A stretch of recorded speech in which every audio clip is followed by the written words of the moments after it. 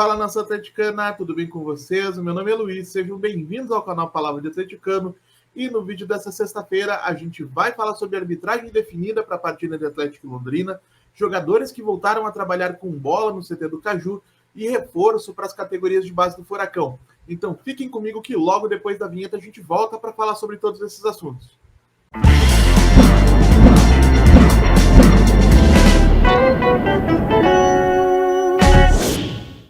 E se você está chegando agora, eu peço que deixe seu like, se inscreva no canal, acione o sininho para receber notificações a cada novo vídeo publicado, compartilhe o conteúdo em redes sociais, grupos de WhatsApp e Telegram sobre o Atlético Paranaense, porque assim você faz com que mais gente conheça o conteúdo produzido por aqui e ajuda a fortalecer esse nosso projeto.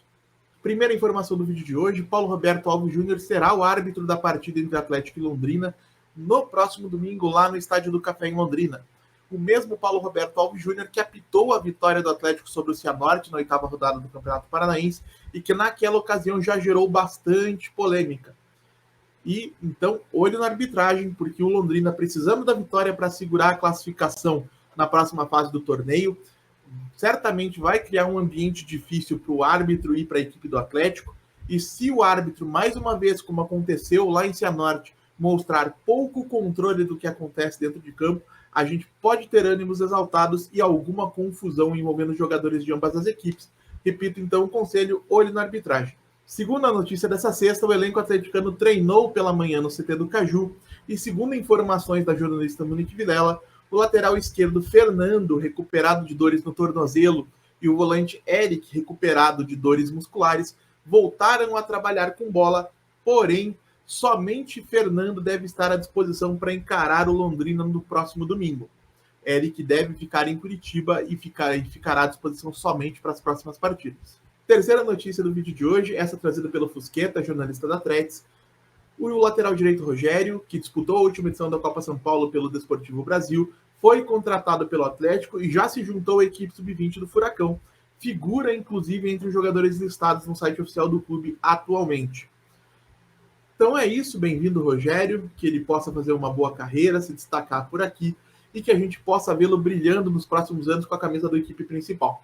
E para encerrar o vídeo de hoje, e até já virando a chavinha da temática do canal, a gente vai continuar trazendo as notícias diárias do clube para vocês, mas a intenção a partir de agora é que a gente pense uma dessas notícias ou escolha um outro tema qualquer relacionado ao Atlético para analisar e discutir de maneira um pouco mais extensa, de maneira um pouco mais detalhada naquele que será o principal assunto do vídeo.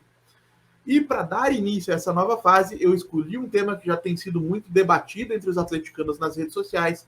É possível que Vitor Roque e Pablo atuem juntos na equipe titular?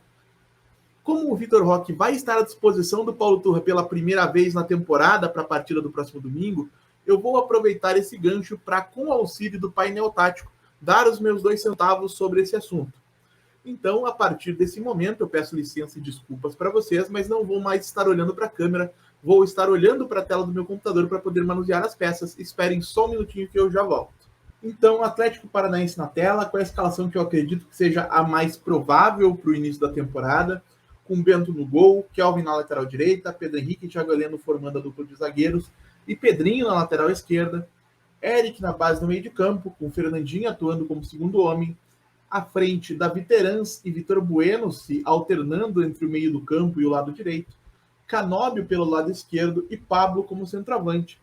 A gente sabe que muitos torcedores gostariam de ver mudanças nessa escalação, acho que as principais relacionadas ao sistema defensivo, com a saída do Pedro Henrique para a entrada do Zé Ivaldo e a saída do Pedrinho para a entrada do Fernando.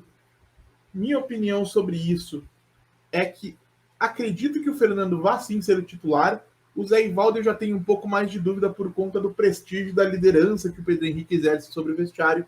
Não sei se o Turra vai querer mexer nessa peça, embora eu concorde com qualquer atleticano que afirme que o Pedro Henrique é sim um risco de falha e um risco aí bastante significativo até considerando o desempenho dele nas últimas temporadas, mas acredito que ele começa a temporada como titular, infelizmente. Mas a gente está falando aqui de meio de campo para frente, e a grande discussão aqui é a seguinte: pode Vitor Roque atuar com Pablo? Se sim, quem sai do time para que isso aconteça? Uma possibilidade mais comum seria, evidentemente, a saída do Vitor Bueno, com a centralização do Terans, o Canóbio caindo pela direita e o Coelho pela esquerda, com um dos dois somente.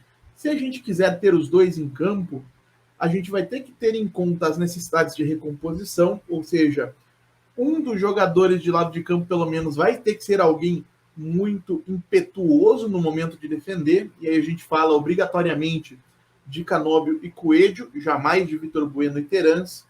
Então, um desses dois teria que ser o titular para que Roque e Pablo pudessem atuar juntos.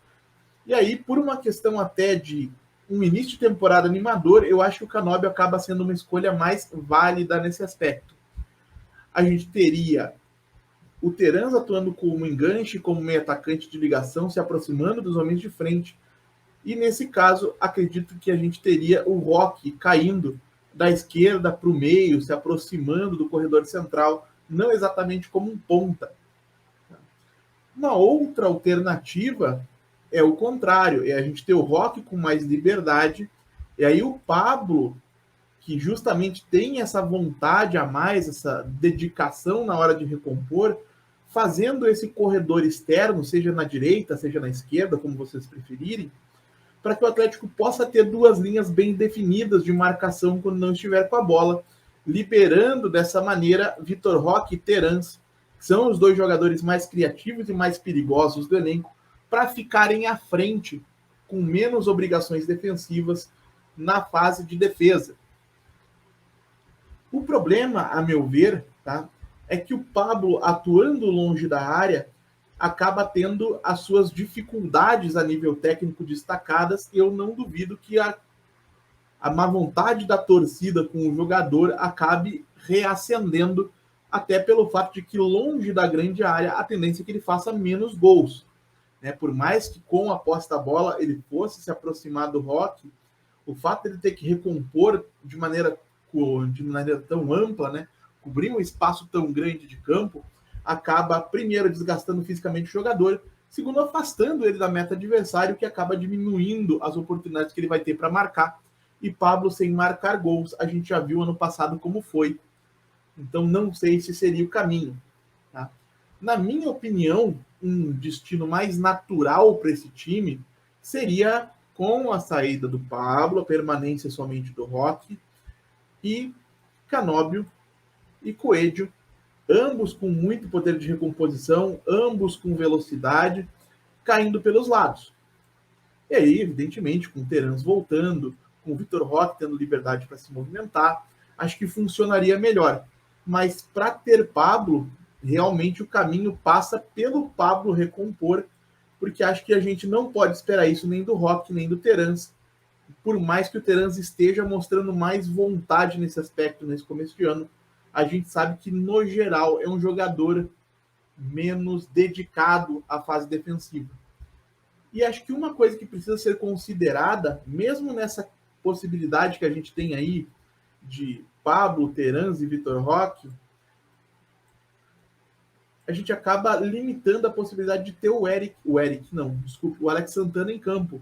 Porque se a gente já tem um meio de campo fragilizado pela presença simultânea desses três jogadores, como é que a gente vai abrir mão de um cabeça de área, seja o Eric, seja o Hugo, para ter o Alex Santana, que como articulador é um jogador menos participativo do que se gostaria, principalmente quando a gente faz a comparação com o dinamismo que o Fernandinho imprime às jogadas, quando é ele que faz essa função de segundo homem. O Alex é um jogador de muita qualidade, acho que isso não se discute, tanto passando quanto finalizando, aparece na área adversária, tem alguma imposição física, mas não tem a mesma capacidade de ditar o ritmo das jogadas do Fernandinho, e acabaria sendo um prejuízo defensivo nesse aspecto. Então, tudo isso precisa ser considerado. Acho que uma coisa que eu sempre procuro destacar quando eu falo de futebol é que a gente não tem certo e errado, o futebol é um jogo de escolhas. Para cada vantagem que você escolhe ter dentro de campo, você escolhe uma desvantagem correspondente. Então, de verdade, na minha opinião, é possível Roque e Pablo estarem em campo juntos? Vai exigir algum trabalho de coordenação para que esse funcionamento possa ocorrer, principalmente contra adversários mais qualificados, mas não acho que seja impossível. É a minha opção preferida? Confesso para vocês que não. Para mim, realmente, o retorno do Roque significaria a saída do Pablo do time titular, por mais que a fase do Pablo seja realmente muito boa. E vamos ver como é que o Turra vai desenvolver essa equipe aí para o restante da temporada. A gente tem Campeonato Brasileiro, tem Libertadores, tem Copa do Brasil. O Atlético tem sim time para sonhar em chegar longe nessas competições, principalmente nas de mata-mata, mais uma vez. E bem articulado, bem coordenado, a gente pode ver um Atlético funcionando muito bem, sendo muito competitivo em 2023. Então é isso, gente. Eu agradeço pela audiência e pela paciência de vocês. Peço mais uma vez que deixem um like, se inscrevam no canal, compartilhem o conteúdo nas redes sociais. A gente volta a falar de Atlético Paranaense amanhã, com um tema ainda a ser escolhido. Muito obrigado mais uma vez pela atenção de todos e até a próxima.